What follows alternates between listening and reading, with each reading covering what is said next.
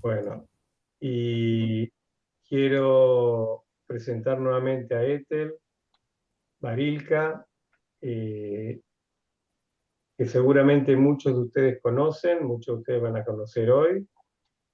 Es profesional en el área de la educación judía. Reside en Israel no hace mucho, solamente 43 años, un poco más del doble que yo. Actualmente es profesora en nuestro centro, Melton, de Educación Judía, en la Universidad Hebrea, en la maestría internacional, y se desempeña también como consultora educativa en United para las escuelas judías de México. Es creadora y directora del proyecto Mujer y Judaísmo. Eh, bueno, yo terminé, me voy, en una hora vuelvo. Espero que la pase muy bien. Ethel, Bueno, Marcelo, mil gracias. Y bueno, lo primero es, de verdad, de saludar a todos. Siempre es muy grato encontrarse con caras conocidas y también conocer caras nuevas de diferentes latitudes. Veo aquí Argentina, México que llevan la delantera, pero ahí tenemos también a España. Así que, bien. Eh, Muchísimas gracias por compartir esta tarde, esta mañana para ustedes. Hemos llamado a la conversación de hoy 6 meses después, ideas para una nueva conversación educativa. Y le decía a Marcelo que traté de anotar, de escribir, cosa que no siempre hago, porque tenía la sensación que tengo demasiadas cosas en la cabeza de estos últimos 6 meses. Y, y entonces voy a intentar compartir con ustedes de manera ordenada para que después podamos también conversar, ¿sí? Eh, Hace 6 meses, de alguna manera, todos, de más está decirlo, que descubrimos lo que es la vulnerabilidad y el miedo. Eh, un miedo que se convirtió en duelo, en dolor, en trauma, y que en algún momento nos paralizó. 6 meses, a veces parece increíble que haya pasado tanto tiempo. Es mucho tiempo para quien está evacuado de su casa, para quien llora sobre el sepulcro de un hijo, para quien está observando lo que está pasando. Sin embargo, es poco tiempo para una perspectiva histórica que nos permita reflexionar en profundidad acerca de todo, pero vamos a tratar de hacerlo. Antes que nada, permítanme el día de hoy, a 6 meses exactos, comenzar honrando la memoria de los caídos, pidiendo por la pronta liberación de los rehenes, por la sanación de los heridos, citando a un poema de Abraham Halfi. Un poema que en ibrit se llama Tjilá Bohim. Al principio, o en el principio, lloramos. Después, el llanto se congela. Después, se recuerda nada más que una cosa, la muerte del hijo. Y no decimos nada. O hablamos del mal tiempo y de cómo estás y de algo más y más de algo más. Y el oído, de todos modos, no oye. Y callamos. Nos levantamos de la silla y nos sentamos y nos levantamos y nuevamente. Y sabemos una sola y única cosa, que no regresará. Sé que es triste, alguien me decía hoy, y sé que es duro, pero creo que tampoco podemos darnos el lujo de hablar sin honrar la memoria de aquellos caídos en estos últimos 6 meses. ¿Ok? Y como pusimos en el patíaje, en el trigger de la conversación de hoy, muchos dijeron que nada volvería a ser igual después del 7 de octubre. Pero ¿saben qué? También algunos dijeron que nada volvería a ser igual después de Auschwitz. Algunos dijeron que después de Auschwitz no habría poesía. León Felipe, si recuerdan aquel hermoso poema, nos invitó a romper los violines. Sin embargo, hemos seguido escribiendo, filosofando, creando, tal vez un poco por el optimismo del que decía Marcelo y tal vez un poco por la irracionalidad del hombre. Estas frases de que nada va a volver a ser igual son muy bonitas metafóricamente, pero yo quisiera que tratemos de ver de verdad cuáles son los cambios que podemos proponernos. Y tengo que hacer una salvedad diciendo que hay cambios que se produjeron también en Israel y también en la diáspora, pero vamos a centrarnos en la diáspora y en la educación judía. Hubo cosas que se produjeron de manera espontánea, sin que la gente se lo haya propuesto. Por ejemplo, escuelas religiosas que de golpe cantan a Tikva, sin que haya mediado una decisión intermedia, sino que simplemente así surgió. O escuelas que han incorporado la asignatura de Asbará o de conflicto árabe-israelí a la currícula. Y pongo estos ejemplos porque son muy, muy concretos, de cosas que han pasado sin que nadie se haya sentado a pensar, ok, ¿qué es lo que tenemos que modificar en el día a día escolar? Y me voy a remitir más que nada a la escuela, aunque la educación no es únicamente la escuela. ¿Okay? Pero eso ya implicaría una charla para otro día, que es hablar un poco de las comunidades. Lo que quiero proponer son algunas imágenes concretas para que focalizar y que después abramos. Lo primero que propondría entonces como una invitación a una nueva conversación es dejar de hablar del hacer para hablar del ser. ¿Sí? O sea, gran parte de lo que hacemos en nuestra vida cotidiana, educativa por lo menos, está muy ubicada en el cómo hacer. Muchos de los temas que se tratan en las juntas son técnicos, metodológicos, las capacitaciones que se ofrecen, etcétera. Lo que quiero hacer es invitarlos a poner la mirada en asuntos que tienen más que ver con la búsqueda del sentido de las cosas. O dicho de otro modo, dejar de priorizar las habilidades, los contenidos, la excelencia académica, a la que igual no llegamos, pero no le cuenten a nadie, desde el punto de vista de los estudios judaicos por lo menos, y que nos centremos más en cómo queremos vivir como judíos, qué clase de judíos queremos ser y en qué sentido la escuela auspicia o no se auspicia o no auspicia ese ser al que queremos educar. Eso creo que nos va a ayudar a descubrir algunas fortalezas y algunas debilidades. Hay algo interesante, si se acuerdan del periodo de la emancipación, eso de judío por dentro, ¿no? Y hombre por fuera, ¿se acuerdan? Ya pasaron mucho tiempo, ¿sí? Y había un escritor francés que ahí por los 80 decía así, Alan Finkielkraut: sin que siempre querramos confesarlo, nosotros aplicamos el principio inverso. Somos judíos por fuera, para el entorno, para el público, para el mundo exterior, aunque por dentro, en la intimidad de nuestra existencia cotidiana, somos unos hombres como los demás, regidos con las mismas modas, víctimas de los mismos entusiasmos y a los que ninguna especificidad cultural.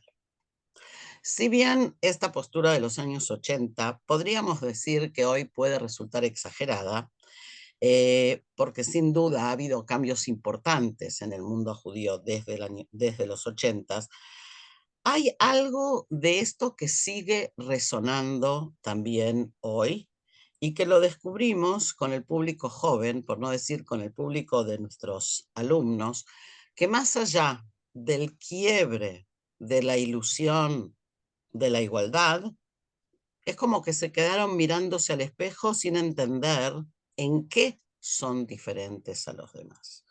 O sea, el auge de las voces antisemitas que todos hemos percibido encontró a la generación más joven en muchos casos, no solo sin herramientas de qué contesto al otro, sino qué me contesto a mí mismo, en qué de verdad difiero del entorno circundante. Entonces, esa es una parte de la conversación. Lo segundo, o la segunda imagen que quisiera es enfatizar, o sea, invitarles a enfatizar las ideas o los pilares esenciales del judaísmo y dejar un poco de lado las tradiciones, las costumbres, los ritos, que muchas veces se convierten en gestos externos. Gran parte de nuestra educación escolar, por lo menos, tiene mucho que ver, no importa ahora si es una escuela laica o una escuela religiosa, con la repetición de ciertos gestos rituales judíos. Yo diría que volvamos a las ideas, y para eso me marqué 3 por lo menos que me parecen importantes. La primera, el judaísmo como un compromiso con la libertad radical del hombre. La segunda, el judaísmo como perspectiva de futuro. La tercera, el judaísmo como ética. ¿Me siguen? A ver las caras, porque si me voy me avisan. Ok. Eh, la primera, el judaísmo como un compromiso a libertad radical.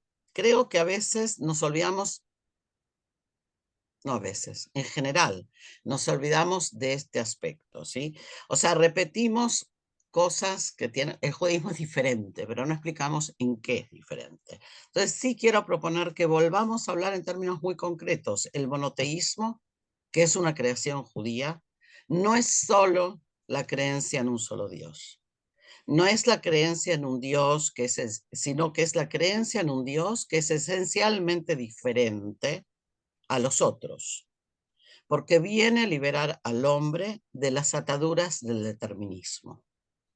Y este concepto de que el hombre es libre, radicalmente libre, de que nunca puede dejar de ser libre, es uno de los ejes centrales del pensamiento judío. De aquí que el hombre no está atado a un destino, sino que lo forja. La igualdad que todos tenemos como seres humanos, porque fuimos creados a imagen y semejanza de Dios. Y el hombre es tan libre que incluso puede negar a Dios mismo.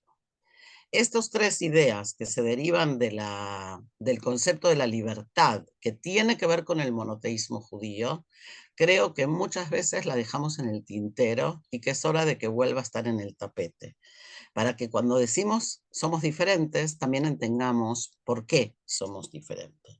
Lo segundo, dije, el judaísmo como perspectiva de futuro, y esto creo que ya lo he comentado con algunos de ustedes, muchas veces la mirada está muy puesta en el pasado y es hora de empezar a poner la mirada en el futuro. O sea, no digo que hay que dejar de enseñar historia, pero casi, en el sentido de que la historia como asignatura no es lo importante, sino que es lo que aprendemos, ¿sí? de la historia. Entonces, mirar al futuro tiene que ver con que lo que nos caracteriza como pueblo es una visión futura del mundo. O sea, así como nos caracterizan unas ideas que acabamos de decir de libertad y de igualdad, también nos caracteriza la idea de que hay una memoria del futuro, dicen algunos, ¿sí? Hay un destino, hay un futuro, hay un horizonte que tiene que ver con la mejora del mundo, que tiene que ver con un mundo mejor, que tiene que ver con un mundo más justo, que tiene que ver con una serie de valores éticos y morales que no podemos dejarlos de lado. El tiempo judío, ¿sí? que va desde la creación a la redención, es un tiempo que tiene una finalidad en el sentido de que está orientado hacia un fin. Toda la estructura que a veces ponemos tanto énfasis en hablar con los chicos, con los adolescentes, con los adultos, que las fiestas y las fiestas y las fiestas, gran parte del calendario escolar gira en torno a las fechas judías, pero no es lo importante. O sea, es lo importante, pero no es lo importante. Lo importante es entender, a mi criterio por lo menos, qué implica esa arquitectura del tiempo, esa estructura del tiempo, que tiene que ver con una repetición de un ciclo, pero que nos lleva a un lugar, o que queremos que nos lleve a un lugar futuro, que es un lugar mejor. Si pudiéramos plantearle a nuestros alumnos esa visión de futuro, otra vez, que tiene que ver con conceptos como la libertad y la justicia, tal vez estaríamos un poco mejor que hablando permanentemente de la historia pasada. ¿Ok? Lo tercero que dije, el judaísmo como ética. Y en esto volvemos a lo radical, y en ese sentido creo que no hay más radical que Levinas cuando de alguna manera intercambia lo divino, ¿sí? con lo ético. ¿Sí? Cuando leemos prácticamente lo ético y lo divino son la misma cosa. Dios como paradigma de lo ético. El mandato fundamental del hombre es el no matarás. Así de sencillo, no hace falta hablar de valores, no hace falta hablar de nada. Con hablar de eso y con ejecutarlo es suficiente. El otro, que es igual que nosotros, o es igual a nosotros, es aquel que nos enfrenta con el no matarás como mandato ultimativo y permanente. Pero para poder hablar de esto, hay un paso previo que es el sentido del bien y del mal. Y de alguna manera en la educación, otra vez me disculpan si soy muy radical, me pueden después rebatir, pero creo que también en eso hemos pecado de relativistas. O sea, muchos educadores tienen temor de hablar del bien y de hablar del mal, de decir esto está bien y esto está mal. Y no es una cuestión de contextos, Javerim. Hay cosas que están bien y hay cosas que están mal. Y creo que en los últimos 6 meses han quedado bastante claras, ¿sí?, estas premisas. Entonces, las medias tintas, la relativización de lo moral es muy peligrosa y hemos a veces nosotros mismos caído en eso. ¿Y por qué lo marco? Porque si hay algo, como decíamos recién, que caracteriza a lo judío, es justamente ese pensamiento o esa mirada ética sobre el mundo. Una mirada que es ética particular, que eso es lo más interesante, creo yo. O sea, no se trata de la universalidad de los valores, sino se trata de decir, ok, yo vengo al mundo con mis gafas, lo miro y esta es mi propuesta ética y este es mi aporte hacia el mundo. Claro, no es una cosa sencilla. Para hacer eso hay que vivir en el mundo y no en el gueto.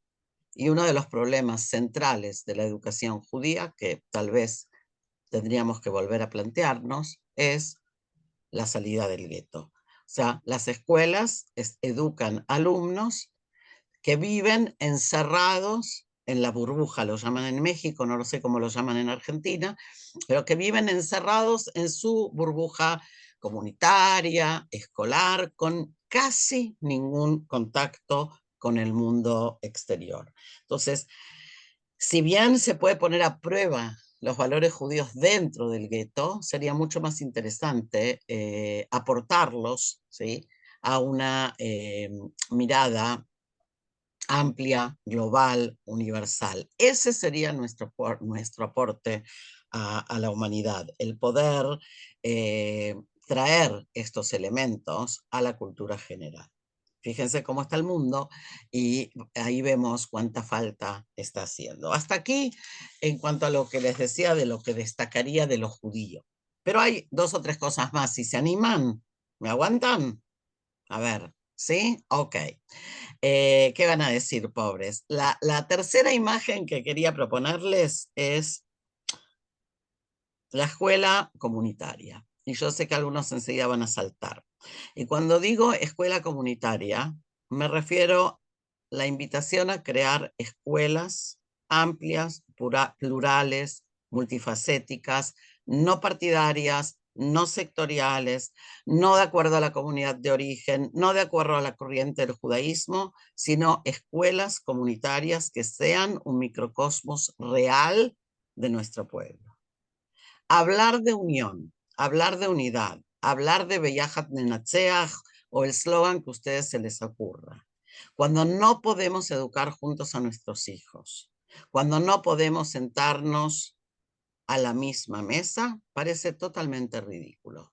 Las comunidades pequeñas, donde hay solo un colegio, no les queda de otra y muchas veces hacen, ¿sí?, escuelas comunitarias en el sentido que le estoy planteando y uno tiene la bendición de ver niños de varias corrientes judías en el mismo aula. Sin embargo, gran parte de esas escuelas viven eso como un problema y no como una oportunidad. La invitación sería que podamos pensar eso como la escuela del futuro y no como un problema. Así debería de ser la educación judía, para mí por lo menos, ¿sí? Para mí la educación judía debería poder ser que niños de diferentes ascendencias judías, sefaradíes, ashkenazíes, religiosos y no religiosos, puedan compartir el aula y el aprendizaje y confrontarse a los textos judíos y entender la mirada judía del mundo. Eso tiene que ver un poco con con algo que también en alguna oportunidad ya hablamos, que es dejar de pensar el judaísmo de manera eh, binaria, ¿sí? Ellos y nosotros, los blancos, los negros, los religiosos, los laicos, las izquierdas, las derechas, los Olim Hadashim, los Olim Vatikim, o sea, llévenlo para donde quieran. Estamos súper acostumbrados a mirar el mundo judío así, en pares. Eh, Creo que es hora de empezar a pensar de otra manera y sobre todo de empezar a llevar al aula o a la escuela esa otra mirada que tiene más que ver con un fluir, que tiene más que ver con un eje, que tiene más que ver con un cambio. Las personas cambiamos y qué bueno que las personas cambiamos, aunque hay algunos que piensan que debemos de ser iguales toda la vida. Es muy importante que las personas cambien en relación a su judaísmo, porque eso quiere decir que van creciendo, que van descubriendo, que van encontrando. Si mi judaísmo fuera hoy igual que el que tenía cuando tenía 15 años, creo que estaríamos con un problema bastante serio, ¿sí?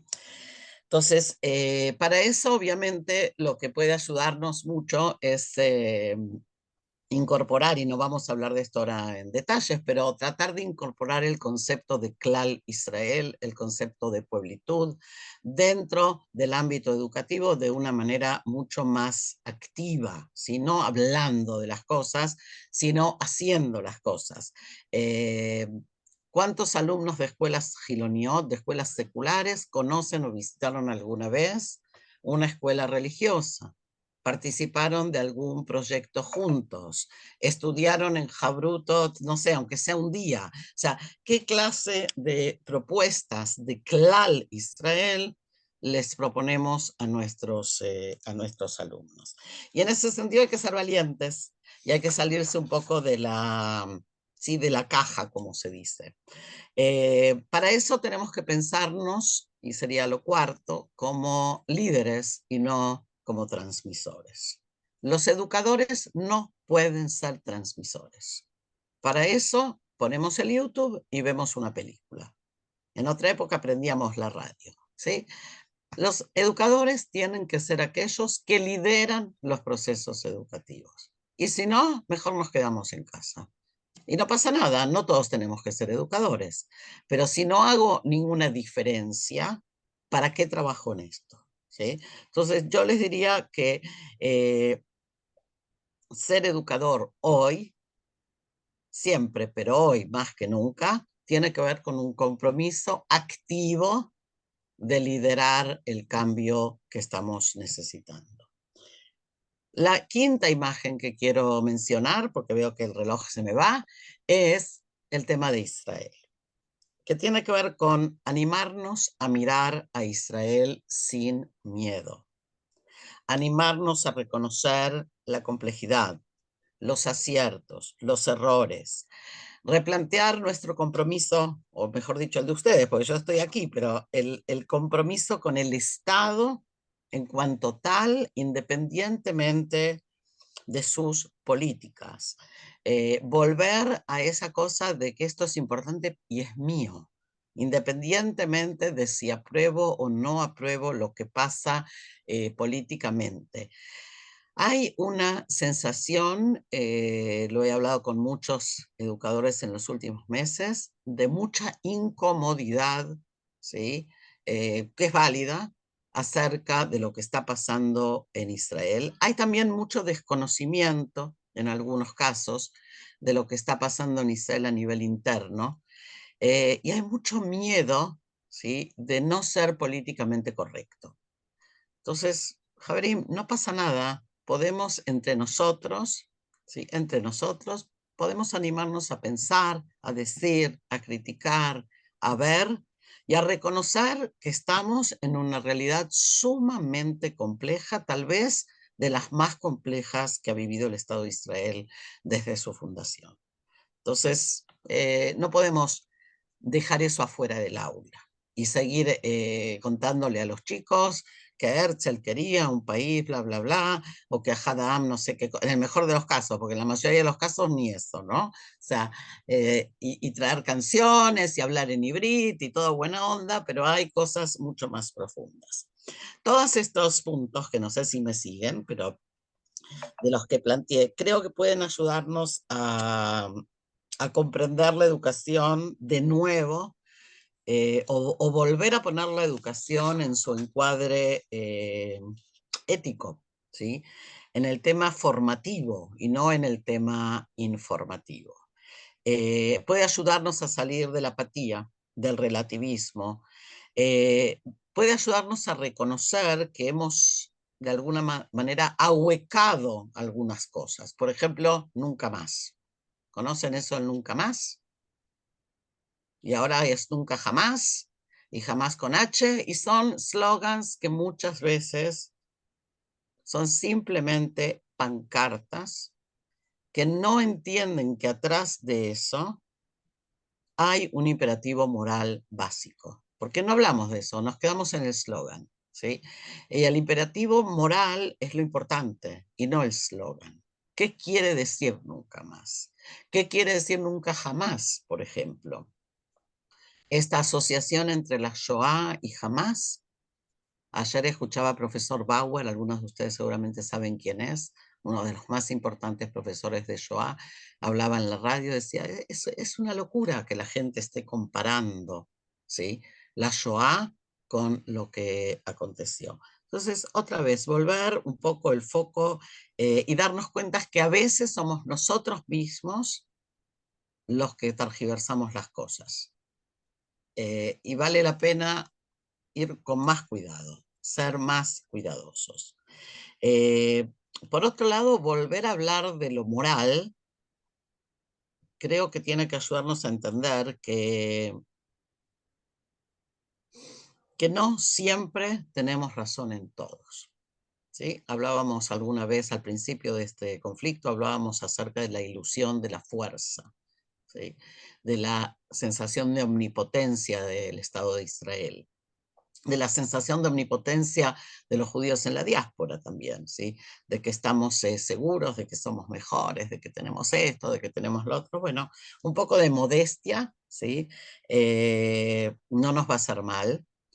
Y reconocer que estamos ante un gran problema, diría yo, moral, hoy en día, a 6 meses de guerra. Y cuando digo un gran problema moral, no digo que no tenemos derecho a defendernos, pero sí digo que tenemos un gran problema moral con la cantidad de civiles muertos en la Franja de Gaza y la poca perspectiva de salir de este conflicto de manera más o menos acordada, y ya no hablemos del compromiso moral con los rehenes que no han sido, con los secuestrados que aún no han sido liberados.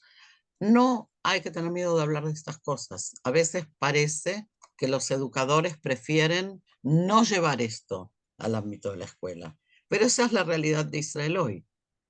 No vamos a acercar a nuestros alumnos a Israel solo a partir de las clases de hibrid y las canciones. Necesitamos ser, en ese sentido, realista. Y como decía Marcelo, somos educadores y por lo tanto somos optimistas. Y yo la verdad que sí soy optimista. Primero porque, como decía Víctor Frankl, lo último que se le puede quitar al hombre es la libertad de elegir qué actitud toma ante la adversidad, ¿sí? Tenemos siempre la posibilidad de elegir cómo nos vamos a enfrentar a los problemas, por un lado. Por el otro, hablábamos antes de la perspectiva de futuro. El judaísmo es optimista. Primero porque el hombre es libre y por lo tanto puede cambiar, puede elegir, puede optar, puede crecer. Segundo, porque el hombre puede enmendar, ¿sí?, aquello que realizó mal. Y si el hombre puede enmendar, también las sociedades pueden enmendar, también los países pueden enmendar. Y soy optimista porque hemos visto en los últimos 6 meses una gran movilización civil, podemos llamarla así, social, tanto en Israel como en la diáspora, que es lo que da luz, a mi criterio, a la crisis, o mejor dicho, a la transición que estamos viviendo, porque también esto es importante. El momento de crisis parecería que ya pasó. Lo que estamos viviendo ahora es más bien una lenta transición y agonía a veces hacia algo que no queda todavía claro qué es lo que va a ser. Yo les invitaría a pensar en qué foros y en qué marcos, como educadores judíos en la diáspora, se puede empezar a dialogar seriamente acerca de las perspectivas de futuro de la educación y comenzar a tener ideas concretísimas acerca de los cambios, que creo, a mi criterio por lo menos, que son necesarios. ¿Ok? Marcelo, ¿te parece que abramos la conversación? Sí, yo quisiera antes de abrir Sí, agregar un elemento más, dale. permitime, Sí. que tiene que ver con también mi campo específico de interés, y que es la facilidad con que hoy se inventan, o sea, los fake news. O sea, de qué manera eh, las redes sociales, eh, que son en buena parte adversas a nosotros, están influyendo en todo este hecho. Y esto es algo importante de saberlo, de tenerlo en cuenta. Nosotros no siempre las vemos, porque no siempre nosotros estamos, digamos, ustedes saben que el feed de las redes sociales habitualmente nos manda a nosotros lo que queremos ver y no nos manda Ujú. lo que no queremos ver. Pero las grandes campañas que hay y que están moviendo la opinión pública, digamos, buena parte de la opinión pública global en contra nuestra, y que buena parte de esas campañas están basadas en mentiras, o en información inventada o construida. ¿De qué manera eso está influyendo en todo esto que está pasando? Yo creo que es un elemento más a la complejidad que vos también definiste. Ujú. Y bueno, tenemos un buen rato más para abrir al diálogo y para, bueno, preguntas, ¿no? Y Preguntas, comentarios. comentarios, etcétera. Les pedimos así, no sean excesivamente largos, así por suerte hoy somos 35, así digamos, varios tienen la posibilidad de hacer. Levantando la mano o hablando directamente como quieran. Claudia, Em, ¿Qué tal? Claudia. Buenos días acá, buenas tardes. Muchas gracias, Ethel, muchas gracias, Marcelo. Eh, Quiero hacer una pregunta. Yo trabajo en universidades públicas nacionales en la Argentina y me interesa en particular el concepto de pueblitud. Ethel, quisiera que pudieses al menos describir algunos rasgos, porque para no dar por sentado cierta conceptualización que puede enriquecer perspectivas. Bien. Lo voy a decir así, medio de entrecasa, ¿ok? Y Ok, después, Claudia, si quieres, te puedo derivar algunos materiales, ¿ok?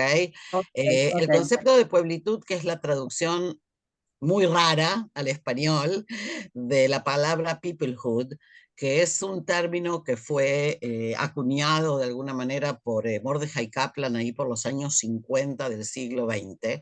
Mordecai Kaplan, digamos, el fundador de alguna manera de la corriente del judaísmo reconstruccionista en Estados Unidos, donde en primer término él al principio habló más de el judaísmo como civilización, ¿ok?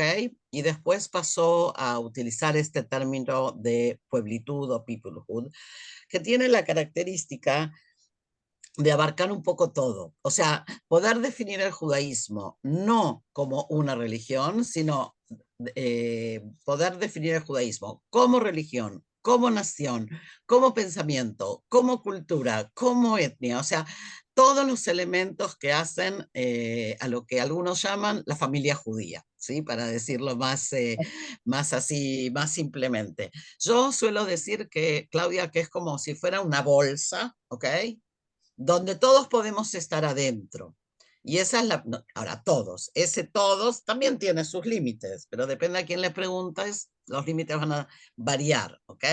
Pero permite una mayor amplitud que cuando hablamos en términos de lo nacional, lo religioso, donde siempre nos dejamos a alguien afuera, ¿ok? Correcto. Es un concepto más abarcativo, se Inclusivo. puede decir, inclusivo, ¿sí? Inclusivo.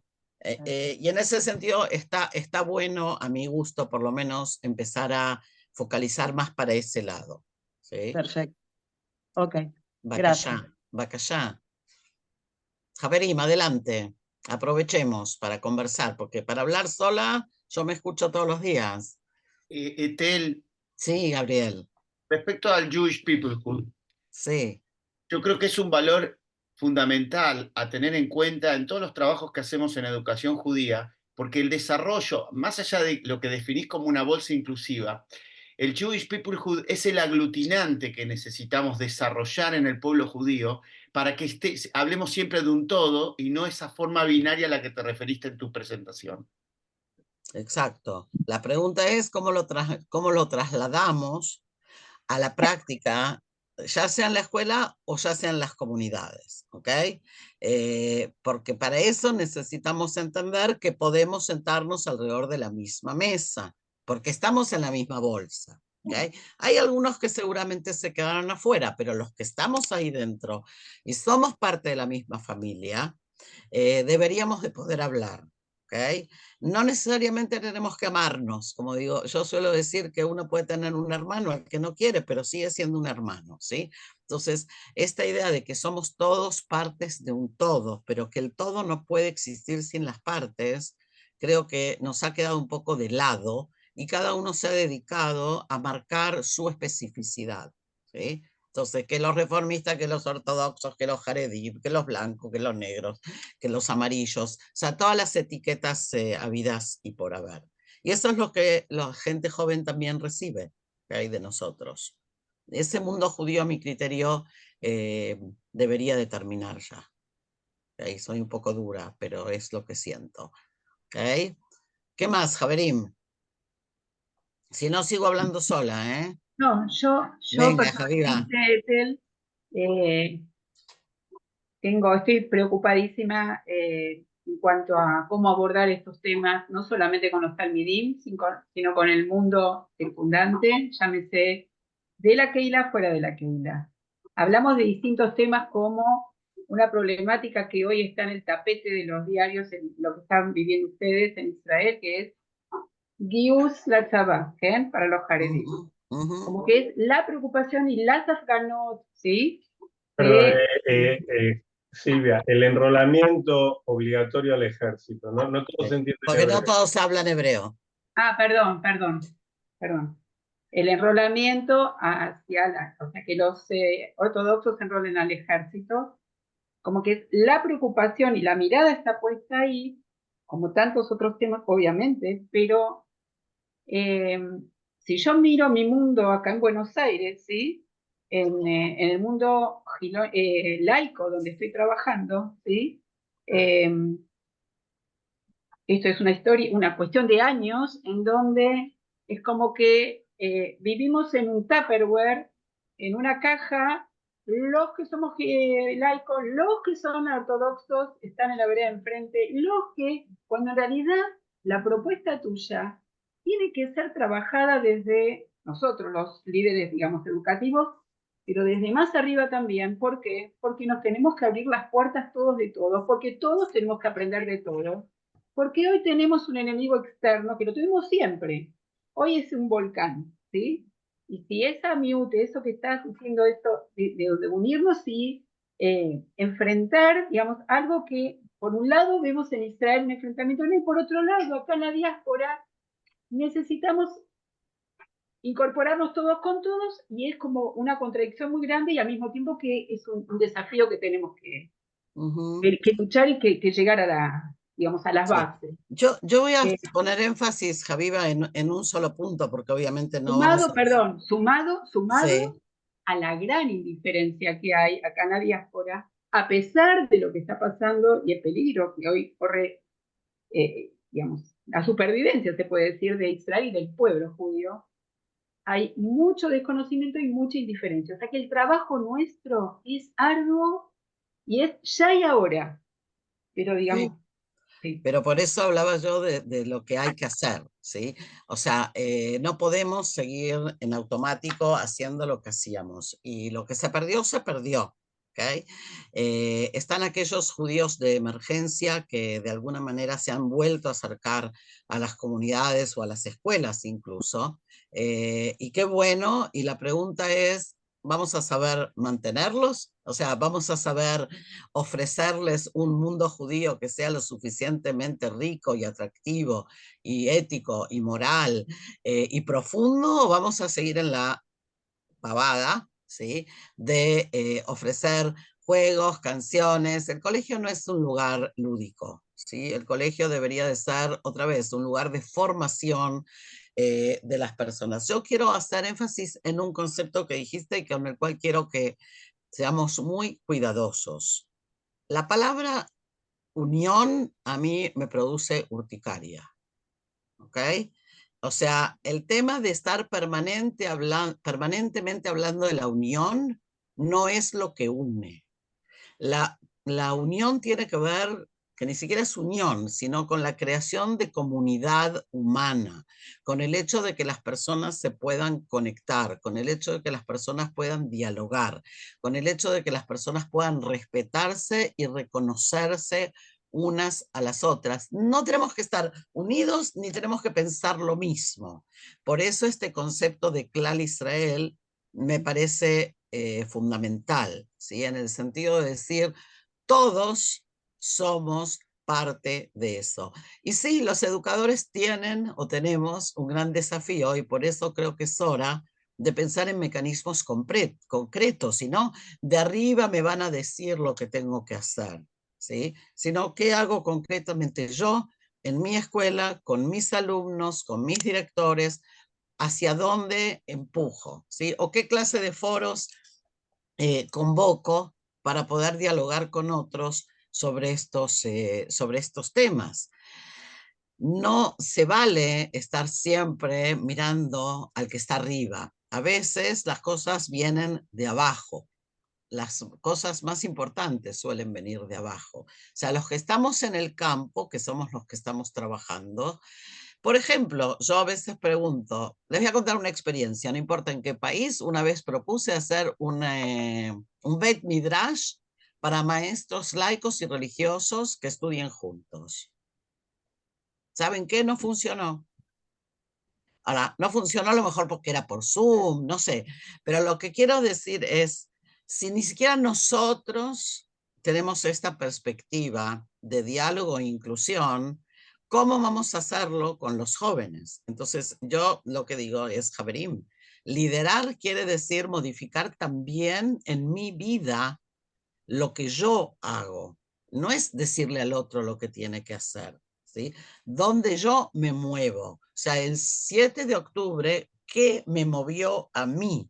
¿En qué sentido yo miro o asumo o reflexiono mi compromiso con Israel por un lado y mi judaísmo o mi acción como educador judío de una manera diferente? Cuando decimos 6 meses después que cambia, un poco a eso me refiero. Si vamos a volver mañana a la escuela, después de 2 semanas de vacaciones de Semana Santa en algunos países, exactamente igual, como si nada hubiera pasado, entonces mejor cerremos, ¿sí? Mejor cerremos las escuelas porque es mejor que los chicos vivan la realidad a que vivan la fantasía de una educación judía. Sorry, pero a veces es eso, ¿okay? Entonces hay que ponerse a trabajar en serio. Rivka, no te enojes, venga. ¿Qué tal? Buenas tardes y yo también muy agradecida por permitirme participar. Quiero retomar un poquito cuando Marcelo comenta sobre el tema de las fake news, bueno, los jóvenes de escuelas secundarias están mayormente, digamos, conectados con esto, y ni que hablar con los que egresan. Estamos hablando todo el tiempo de lo escolar, lo sistematizado, y que de alguna manera tenemos un cierto dominio como educadores para liderar esto que vos proponés. Ujú.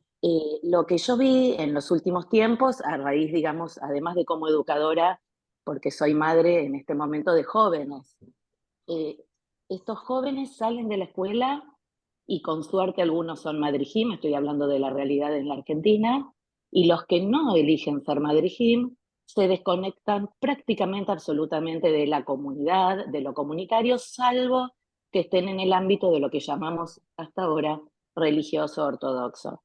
El ambiente ortodoxo atrae a estos jóvenes, y lo digo en el buen sentido, porque les da una cierta conexión. Y no es que quieran decidir seguir una vida que plantea la ortodoxia, pero es la que los contiene, porque en los Ujú. otros ámbitos, donde hay una formación más, llamémosla laica, más de cultural y de pensamiento, no los convoca, porque no están esos espacios, porque hubo intentos. Hay un participante acá en este Zoom que propuso, que estuvo, digamos, en Buenos Aires, en una sinagoga, tratando de proponer esto de acercar a los jóvenes universitarios, y no hubo éxito, por así llamarlo. Entonces, yo extendería tu preocupación y tu intención en la práctica de incluir en los distintos ámbitos de lo que tratamos de diferenciar del judaísmo no religioso. O sea, la parte ortodoxa sí se preocupó por esto y atrae a los jóvenes, y nuevamente lo digo en el buen sentido, porque por lo menos es algún marco judaico. Entonces, los jóvenes que no tuvieron formación religiosa ni en su casa, ni en la escuela primaria, ni en la escuela secundaria, se empiezan a acercar. Y no importa qué pasa después, o sí importa, pero a lo que voy Es es que que, anda redondeando la idea. sí, redondear es, creo que la parte ortodoxa se ocupó más de incluir, más allá de sus intereses personales, a los que no lo son, que la parte más bien Eso laica. se llama proselitismo, ¿no? Eso se llama Ujú. proselitismo, no se llama Es inclusión. cierto, si lo Y, vemos desde un punto de vista radical sí, o digamos a ver, Rivka, para extremo. Sí. puntualizar, no hay duda de que yo me he centrado en la conversación de hoy en la parte institucional y en la parte escolar. Y obviamente la conversación de qué tiene que cambiar o qué puede cambiar es una conversación mucho más amplia en las diferentes comunidades judías del mundo y de acuerdo a las realidades, porque la realidad argentina no tiene, por ejemplo, nada que ver con la realidad mexicana en el ámbito justamente de lo que tú estás planteando. Pero si te recuerdas, yo abrí diciendo cómo queremos vivir como judíos. O sea, yo no compro eso de que no hay manera que no sea el mensaje de la ortodoxia, en el caso argentino incluso de la ultraortodoxia, porque ni siquiera es ortodoxia, ¿sí? Entonces, no se trata de eso, se trata de, ok, ¿dónde me ubico yo como educador? ¿Qué clase de judaísmo quiero ofrecer?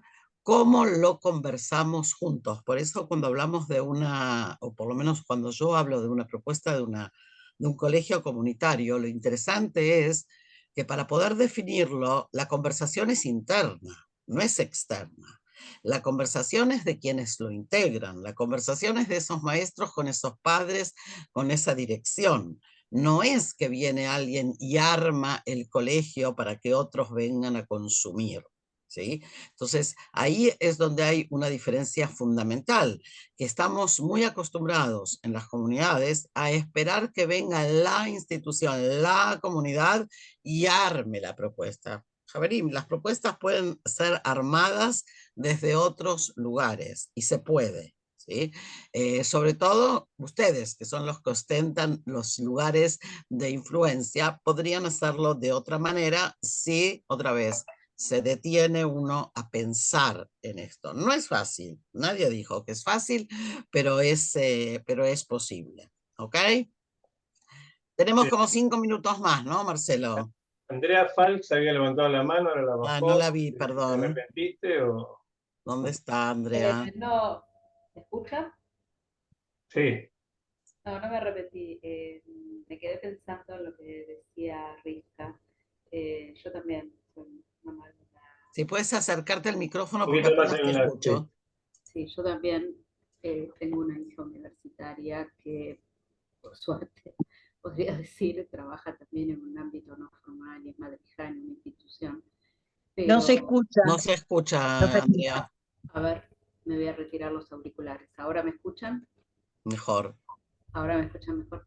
Decía, siguiendo un poquito la línea de lo que hablaba Rivka, sí comparto tu idea, Ethel, de que en Argentina al menos hay mucho proselitismo con los jóvenes y me refiero, yo también soy mamá de una hija universitaria que decía, tengo la suerte de que en este momento por lo menos es madrija en una institución y tiene reuniones de Asbará y tiene formación y bueno, y se vincula. Pero quien no está en un ámbito como Madrid o como Mitajón, que es la otra opción en Argentina, la tercera opción es para quien es hijo de madre judía tomar clases, tomar cursos, ganar dinero a través de instituciones ortodoxas. Esto es algo harto conocido. Los chicos van, toman un shiur, reciben plata, reciben viajes. Y, Y ahí termina. Y toman todo lo que pueden. Es gravísimo, pero es así. El discurso yo lo escucho como... pero, a ver, El que creo discurso que es, no es el vení, tema. vamos, te sentás ahí, haces de cuenta que escuchás, no importa, te pagan, y después viajas a Nueva York, viajas a Israel, viajas a no sé dónde. No, Es tremendo, pero es así. Andrea, eso no habla de la ortodoxia, eso habla de la falta de columna vertebral moral de esa generación que fue educada como fue educada. Volvemos otra vez, no, acá no estamos hablando de ideologías, quiero que eso quede claro. Cuando yo vengo y planteo al principio de la charla que hay un tema importante que tiene que ver con la formación moral, entre otras cosas, por ejemplo, el ejemplo que tú acabas de decir. Yo conozco muchos chicos en muchos lugares del mundo que no estarían dispuestos a ir a estudiar o a hacer que estudian porque les pagan. También conozco otros que sí. Entonces, acá hay un tema de la educación, de formación que le hemos dado a esos jóvenes, por un lado, y por el otro, del judaísmo que les hemos ofrecido, que no ha sido lo suficientemente significativo como para que tengan que ir a buscar en otros lugares. Y no a buscar de verdad, sino a hacer keilu, según lo que tú estás contando, porque si fueran a buscar de verdad, fantástico. No es necesario Entonces, que paguen, cualquiera que quiera creo, estudiar pero puede otra arrancar vez, estudiando. yo no voy a entrar ahora a juzgar las actitudes de un sector o de otro sector. Lo que yo planteo es mucho más básico que eso. Y es, Javerim, la responsabilidad la tiene la persona que está en el campo trabajando. Es hora, si queremos un cambio de verdad, es hora, acá en Israel decimos de salir a la calle, bueno, en la diáspora también es hora de salir a la calle. Es hora de salir a la calle judía y hacer lo que hay que hacer. Y si lo hacen otros, no se quejen. ¿Okay? Porque eso es lo que de alguna manera están diciendo ustedes. O sea, hay otros que lo hicieron. Ok, cada uno que lo haga como quiera, pero para mí lo interesante sería que lo hagan juntos. ¿Que es difícil? Claro, es Es que ese es el difícil. problema, no hay juntos. Bueno, Eso es busquen el juntos. lo que yo percibo desde Buenos Aires y Quedó claro. Por he eso vivido en el es interior también. bien. No hay puntos. Pero puede haberlo si uno se lo Y propone y lo claro, trabaja. La pregunta es quién se lo propone y quién lo trabaja. Gracias, Alisa, Andrea. Alisa gracias a tiene una ustedes. pregunta. Muchas gracias. Quiero decir algo, porque me parece que frente al planteo que está haciendo Ethel, que es clarísimo, estamos tirando, como se dice en el fútbol, la pelota afuera. Creo que tiene que ver, a ver, primero uno tiene que estar dispuesto a dialogar consigo mismo, que es la primera cosa que dijo Ethel respecto al judaísmo que nosotros queremos. Y en ese diálogo siempre hay un otro, con lo cual hay que escuchar, ¿no es cierto? ¿Qué es también lo que el otro está diciendo? ¿No es cierto? Es decir, ese es el principio del diálogo. Con lo cual tenemos que reflexionar si estamos dispuestos a ese diálogo entre lo que yo pienso y lo que el otro piensa antes de ver qué hace el que está afuera de nosotros. ¿No es cierto? Es decir, para poder dialogar tenemos que buscar interlocutores con los que se pueda dialogar, ¿no? Porque si no, dejamos el terreno en manos del otro. La pelota siempre está en el otro, en el que ofrece plata, en el que... Y acá el planteo es hacer una reflexión interna con uno mismo y en el ámbito en el que uno está trabajando, con la visión de futuro. Sí, no estoy de acuerdo, Javiva, con lo que decías respecto a el peligro de Israel. No, yo creo que Israel va a subsistir. Ese es mi optimismo. No lo pienso desde ese lugar, porque lo estaría pensando también desde afuera de mí. Entonces tengo que encontrar estas cosas dentro de mí para poder dialogar con un otro, ¿no? Eso es lo que quería decir. Okay, gracias, Alisa. Creo que hay algo súper interesante, ¿no? Y lo dije recién medio raro, pero lo voy a tratar de refinar un poco. Y es esta sensación de que sonó la campana para que cada uno busque su lugar de acción. Entonces, hablábamos antes de que en Israel y también en la diáspora, en la sociedad civil, se ha visto un enrolamiento masivo, ¿sí?, de muchísima gente.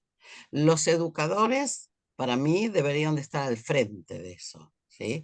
Y no puede ser que los educadores no se enrolen. O sea, en una realidad como la que estamos viviendo hoy, el educador debe de estar enrolado, el educador judío, sí, el educador en general, pero el educador judío debería de poder estar enrolado, y si no, de verdad, mejor no dedicarse a esta profesión. O sea, hay aquí un llamado que nos está haciendo la realidad, ¿sí?, a decir, ok, estamos viviendo un momento crucial, y son ustedes los que tienen que poder letabej, los que tienen que poder intermediar entre la generación más joven y lo que está pasando. Y si no se animan a hacerlo, entonces mejor no, dejemos que otro lo haga. Pero no se puede estar sentado de costado. No se trata de una cuestión académica. La educación no es conocimiento, es educación, antes que nada. La formación, y como decía bien Marcelo, están permanentemente consumiendo información de todo tipo, buena y mala, tendenciosa para un lado o tendenciosa para el otro. Entonces, ¿cuál es nuestra misión en eso? ¿Cuál es la mirada que nosotros podemos proponer? ¿Cuál es la contención que nosotros podemos proponer para esos jóvenes que parecen ser indiferentes? Algunos son indiferentes, otros no lo son, simplemente se manifiestan también por otros medios y de otras maneras, ¿sí? Hay algunos jóvenes que tal vez cuando se encuentran con nosotros están completamente pasivos, pero resulta que se pasan las horas en las redes discutiendo y contestándole a la gente, ¿sí? Entonces, nosotros como adultos estamos a lo mejor lejos de eso, y es hora también de entender que hay una realidad paralela, podemos decirlo así, que viven los jóvenes y a la que deberíamos estar más cercanos. O sea, que deberíamos de conocer más y deberíamos de ver con qué herramientas trabajar. Ahora, si el joven vive esa realidad y lo que yo hago es venirle a contar cuentos, en lugar de trabajar con él dilemas y situaciones reales de la vida, lo perdí.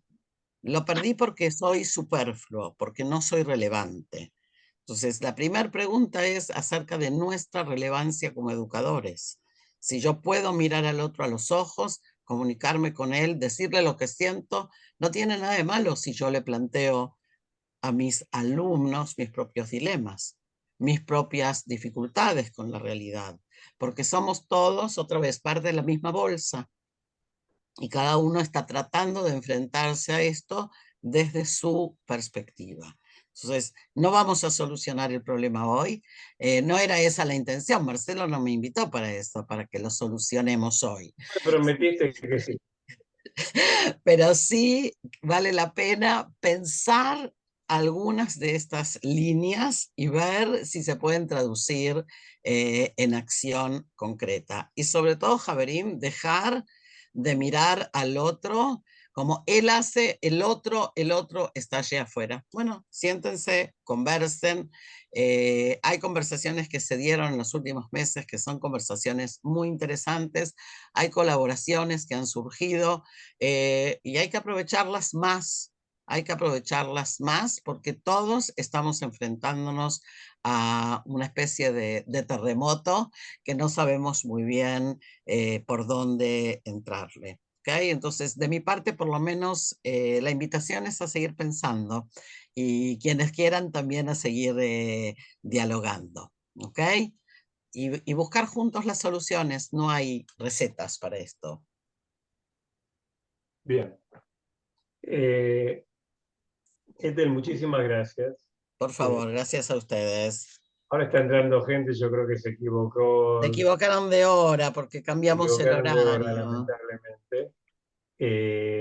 Pero bueno, y muchísimas gracias. Realmente creo que fue interesante, desafiante. Y bueno, agradezco a todos ustedes la presencia en nuestras jornadas de auditorio de nuestra maestría internacional. Y bueno, los esperamos la próxima. No tenemos todavía fecha, va a ser ya en mayo. Después seguramente los Hagim y de los eventos. Y bueno, nuevamente, gracias a todos por estar y vamos a mandar en breve un enlace con la grabación. ¿Ok? Hasta pronto. Muchísimas gracias. Gracias. Gracias, Shavuot Tov. Toda Muchas gracias.